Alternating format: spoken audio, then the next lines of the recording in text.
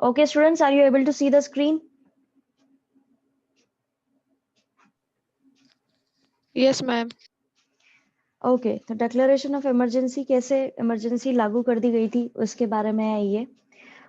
Justice Jagmohan लाल सिन्हा जो थे Allahabad high court के हाई कोर्ट का एक जज हैं जस्टिस जगमोहन लाल सिन्हा, इन्होंने अपना डिक्लेयर कर दिया था, एक जजमेंट पास किया था, एक पेटिशन साइन किया गया था, फाइल किया गया था राज नारायण, एक सोशलिस्ट लीडर, और ये वो कैंडिडेट भी थे जिन्होंने इंदिरा गांधी के खिलाफ मतलब ऑपोजिशन पार्टी में 1971 का इलेक्शन लड़ा था और उसमें ये हार गए थे।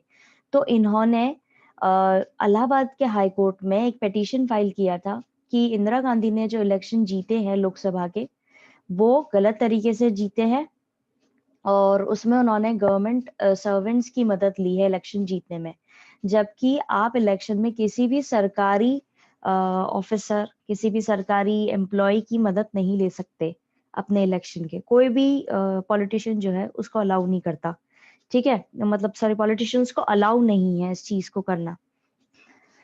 तो यहाँ पर जब इन्होंने ये फाइल किया और वहाँ के जज ने उसे डिक्लेयर कर दिया कि हाँ, ये इलेक्शन जो है ये इनवैलिड है क्योंकि ये सही तरीके से जीता नहीं गया है, ठीक है। आगे जाकर के हुआ क्या, जो पिटीशन इन्होंने साइन किया इंदिरा गांधी के खिलाफ, ये सब चीजें हुई और जजमेंट जो था हाई कोर्ट का वो आया और उसमें ये भी मेंशन था कि अब लीगली ये एमपी नहीं रहेंगी, ठीक है। और जब ये एमपी ही नहीं रहेंगी तो member of parliament as an MP वो ही नहीं रहेंगी, तो ये प्राइम मिनिस्टर कैसे बन सकती है, मतलब कैसे कंटिन्यू कर सकती है प्राइम मिनिस्टरशिप, ठीक है। इसीलिए इनको बोला गया कि या तो इनको 6 महीने के अंदर दोबारा से मेंबर ऑफ पार्लियामेंट की तरह सेलेक्ट होना पड़ेगा, इलेक्ट होना पड़ेगा, तभी ये आगे कंटिन्यू कर पाएंगी।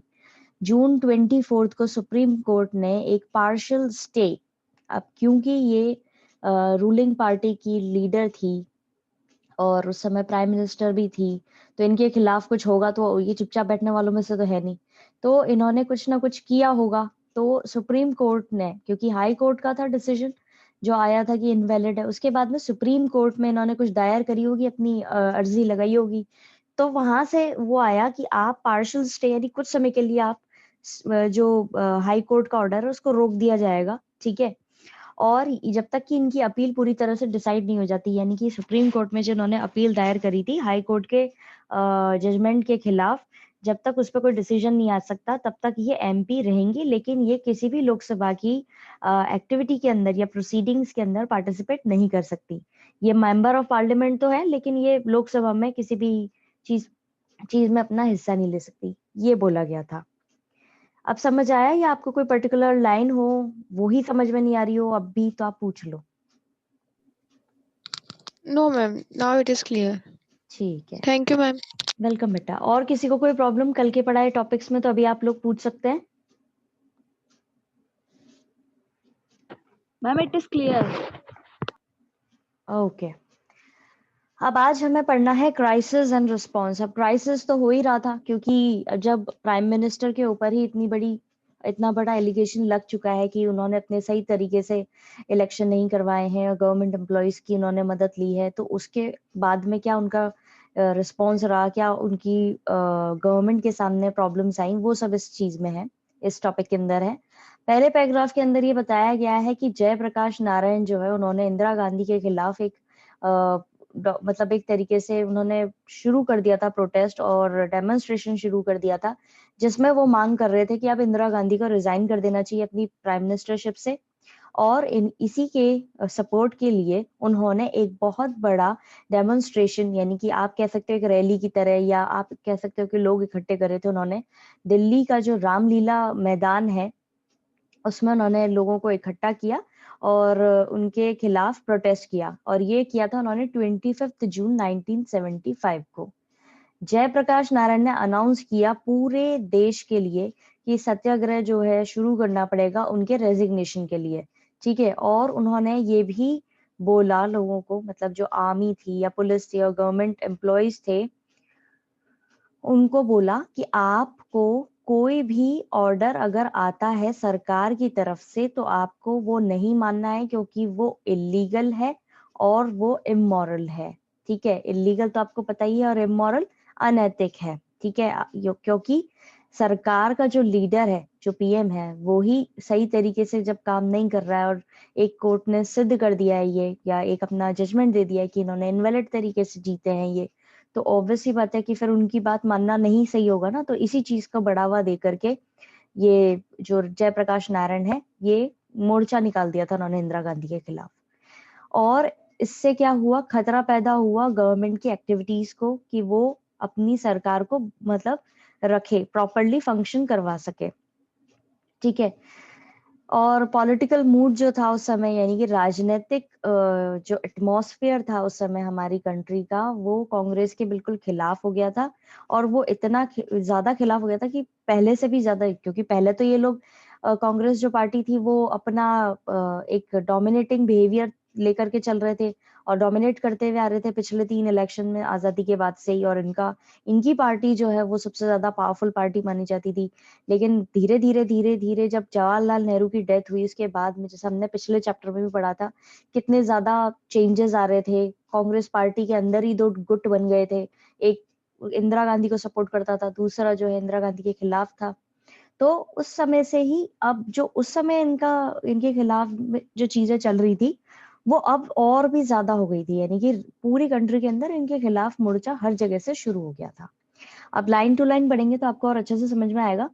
The stage was now set for a big political confrontation. अब जो स्टेज है वो सज चुका था एक बहुत बड़े confrontation के लिए, एक बहुत बड़े political confrontation होना था, यानी आमना सामना होना था एक तरीके से सबका।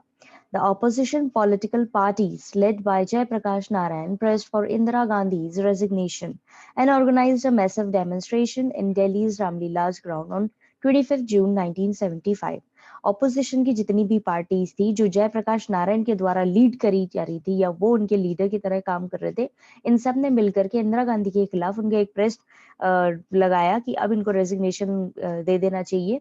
और इन्होंने इसी के सपोर्ट के लिए रामलीला मैदान के अंदर 25 जून 1975 को एक बहुत बड़ा रैली, एक डेमोन्स्ट्रेशन रखा। Jayaprakash Narayan announced a nationwide satyagraha for her resignation and asked the army and the police and government employees not to obey illegal and immoral orders. अब जयप्रकाश नारायण ने पूरे देश भर में सत्याग्रह का अनाउंस कर दिया और उसमें उन्होंने बोला, मांग करी कि अब रेजिग्नेशन होना चाहिए इनका, ये रिजाइन करें अपनी पोजीशन से। आर्मी, पुलिस और गवर्नमेंट के लोगों को बोल दिया कि आप इनका कोई ऑर्डर नहीं मानेंगे सरकार का, इनकी सरकार का। This too threatened to bring the activities of the government to a standstill. अब इससे ये भी खतरा हो गया था कि सरकार का जो काम करने का पूरा फंक्शनिंग जो थी, अब वो एक स्थिर हो जाएगी बिल्कुल, क्योंकि कोई जब काम ही नहीं करेगा, उनके ऑर्डर ही नहीं मानेगा, तो सरकार फंक्शन कैसे करेगी। The political mood of the country had turned against the Congress more than ever before. अब राजनीतिक जो मूड था हमारे देश का, वो अब और भी ज्यादा खिलाफ हो गया था कांग्रेस के, जितना तो वो पहले भी नहीं था। इस पैराग्राफ के अंदर किसी को कोई भी दिक्कत आई है तो अभी आप लोग पूछ सकते हैं। No, ma'am, no problem. बाकी बच्चे भी जवाब देंगे।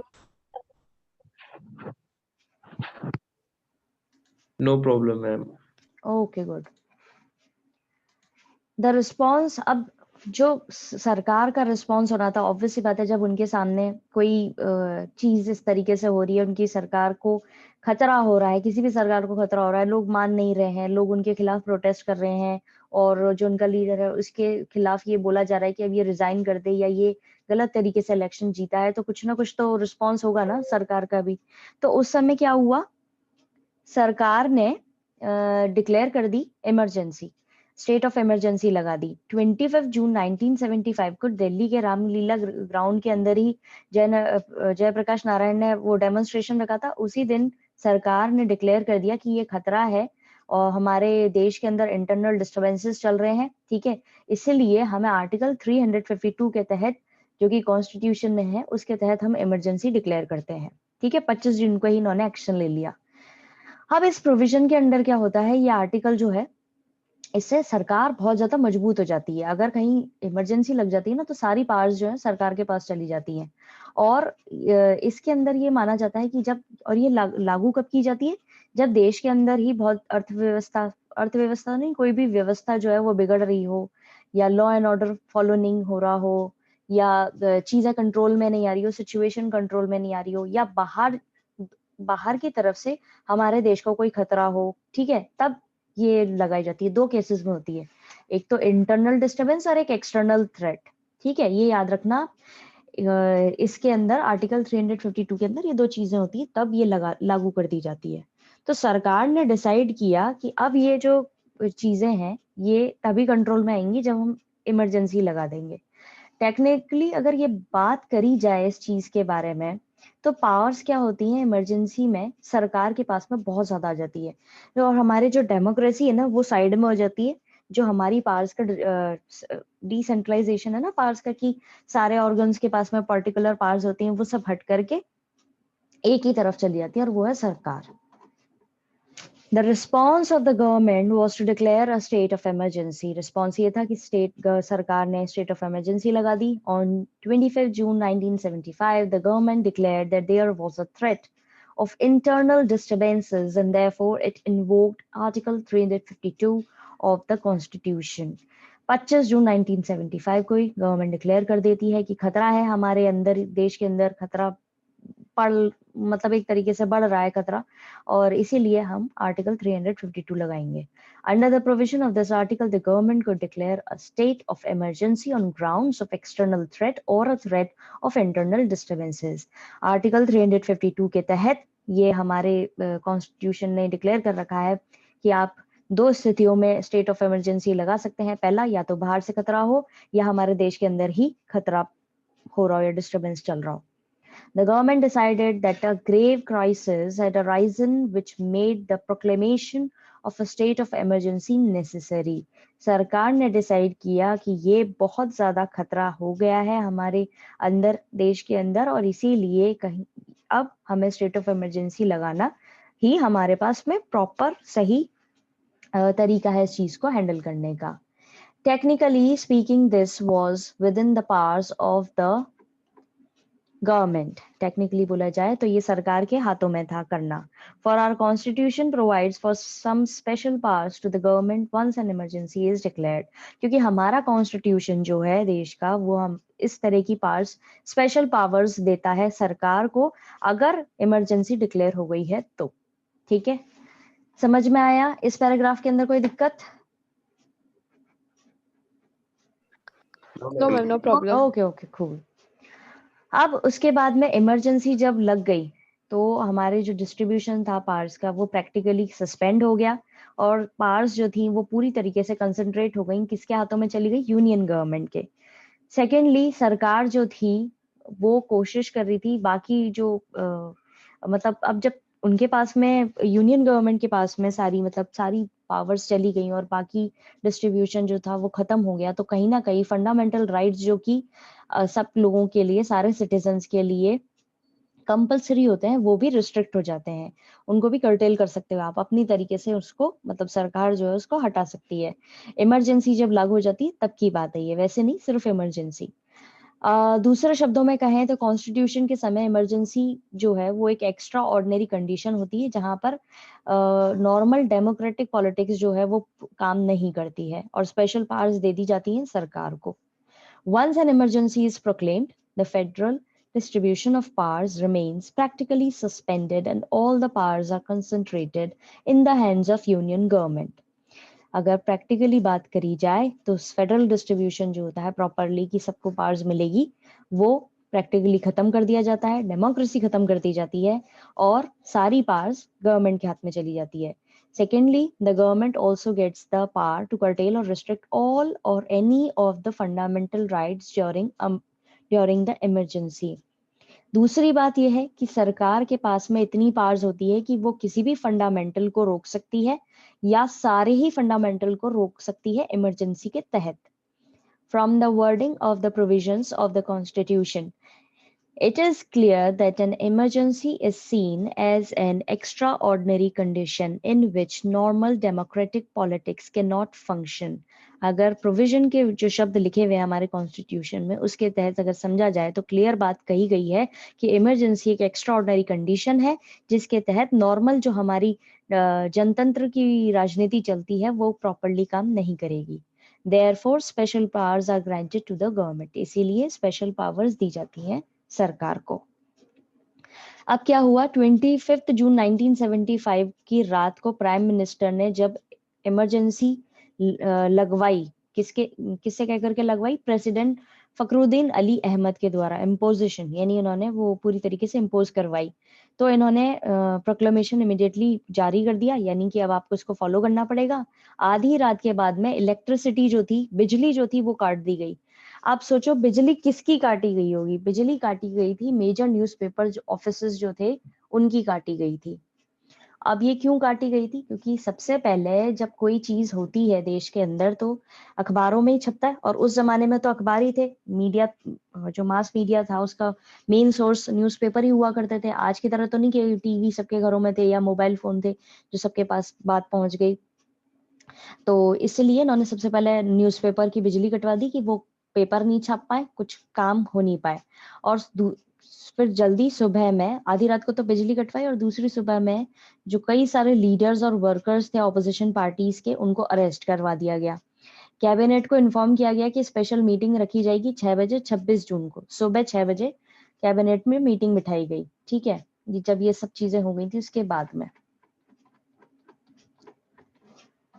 अब यहाँ पे आपके सामने काफी सारे पेपर कटिंग्स हैं जिसमें आपको दिख रहा होगा कि उस समय जब ये हुआ तो कैसे अखबारों की कटिंग, मतलब अखबारों में न्यूज छपी. जब आगे जाकर के जिन्होंने बिजली वगैरह चालू करी थी बाकी न्यूज़पेपर्स की, तब अखबारों में एकदम से शुरू हुआ सब छपना. देश में तानाशाही रोकने के लिए लंबे संघर्ष हेतु तैयार रहे. ये देख रहे हो कि ये पहले तो रामलीला मैदान का जो विशाल सभा इन्होंने करवाई थी उसके बारे में है. ठीक है, अब अखबारों पर बंदिश लगी, हटी. फिर टाइम्स ऑफ इंडिया की वो दे रखी है cutting, state of emergency declared, कि इमरजेंसी डिक्लेयर कर दी गई है. ठीक है, और भी कई सारी कटिंग्स हैं जिसमें इनके खिलाफ काफी ज्यादा जो प्रोटेस्ट हुआ था उसको बताया गया है. ठीक है, चलो अब इसको एक्सप्लेन करते हैं लाइन टू लाइन तो आपको और अच्छे से समझ में आएगा. On the night of 25th June 1975, the Prime Minister recommended the imposition of emergency to President Fakhruddin Ali Ahmad. उस समय प्रेसिडेंट थे फखरुद्दीन अली अहमद. उनको बोला गया इंदिरा गांधी के द्वारा कि अब आपको इमरजेंसी लगानी पड़ेगी, और ये जो प्रेसिडेंट होता है ना यही डिक्लेयर करता है इमरजेंसी की state. He issued the proclamation immediately, ये फटाफट से इन्होंने ये जारी कर दिया. After midnight, the electricity to all the major newspapers was disconnected. आधी रात में ही बिजली काट दी गई मेजर न्यूज़पेपर ऑफिसेस की. In the early morning, a large number of leaders and workers of the opposition parties were arrested. और फिर दूसरी ही सुबह, मतलब जल्दी ही सुबह पर 26 जून को इन्होंने सारे जो बड़े न्यूज़पेपर्स थे उन वो सॉरी जो बड़े लीडर्स थे, वर्कर्स थे ऑपोजिशन पार्टीज के, जो बहुत जोर शोर से इनके खिलाफ प्रोटेस्ट कर रहे थे, उनको अरेस्ट करवा दिया. The cabinet was informed about it at a special meeting at 6 a.m. on 26 June after all this had taken place.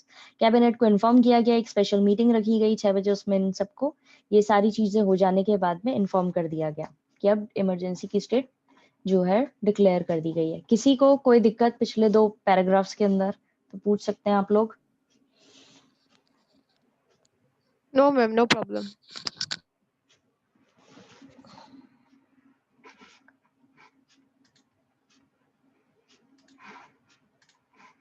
Okay,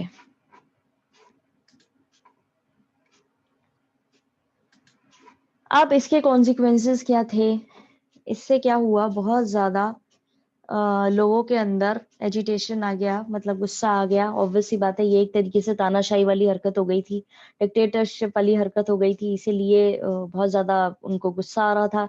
strikes जो थी उनको बैन कर दिया गया था, कई सारे ऑपोजिशन लीडर्स को जेल में डाल दिया गया था. पॉलिटिकल सिचुएशन जो है वो काफी टेंस हो गई थी.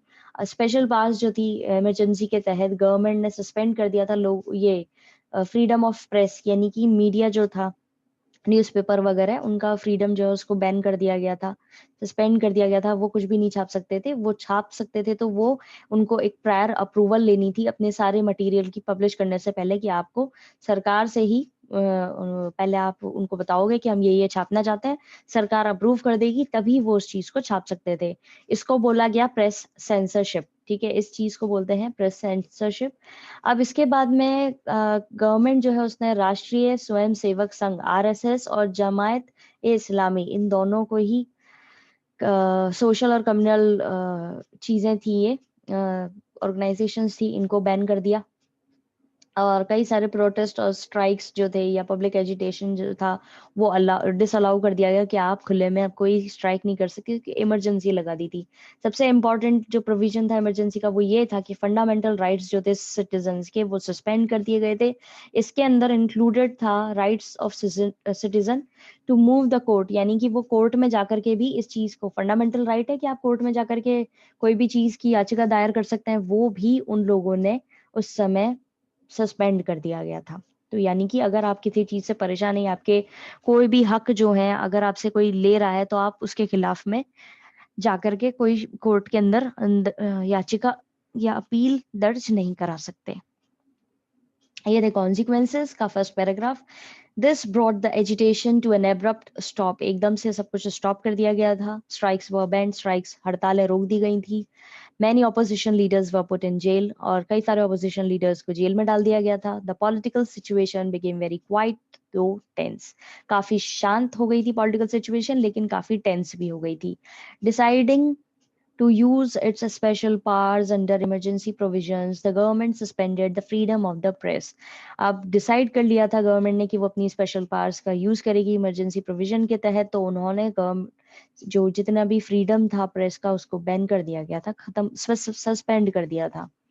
Newspapers were asked to get prior approval for all material to be published. Newspaper को बोला गया था कि आपको पहले आकर के अप्रूवल लेनी पड़ेगी कोई भी चीज पब्लिश करने से पहले। This is known as press censorship. इस चीज को कहा जाता है press censorship. Apprehending social and communal disharmony, the government banned राष्ट्रीय स्वयं सेवक संघ एंड जमायत इस्लामी। अब ये यहाँ पे सामाजिक और कम्युनल भाईचारे को खत्म करने वाली जो ऑर्गेनाइजेशंस थी उनको भी बैन कर दिया था, जिसमें आ रही थी आरएसएस और Jamaat Islami. Protest and strikes and public agitations were disallowed, लोग बाग प्रोटेस्ट नहीं कर सकते थे, स्ट्राइक नहीं कर सकते थे, और अपनी इच्छा जाहिर नहीं कर सकते थे, गुस्सा जाहिर नहीं कर सकते थे। Most importantly, under the provisions of emergency, the various fundamental rights of the citizen stood suspended, including the rights of citizen to move the court for restoring their fundamental rights. सबसे importantly, जो emergency के provision थे उसके अंदर fundamental rights जो थे, जहाँ पे हर एक सिटीजन को हक हुआ करता था कि वो जाकर के अपनी अपील या उसके साथ में कोई चीज गलत हो रही है, फंडामेंटल राइट्स के अंदर जो चीजें आ रही हैं वो अगर वो नहीं मिल रही हैं तो वो जाकर के कोर्ट में दायर कर सकता था, वो भी इन्होंने बैन कर दिया था, सस्पेंड कर दिया था। समझ में आया किसी को कोई दिक्कत?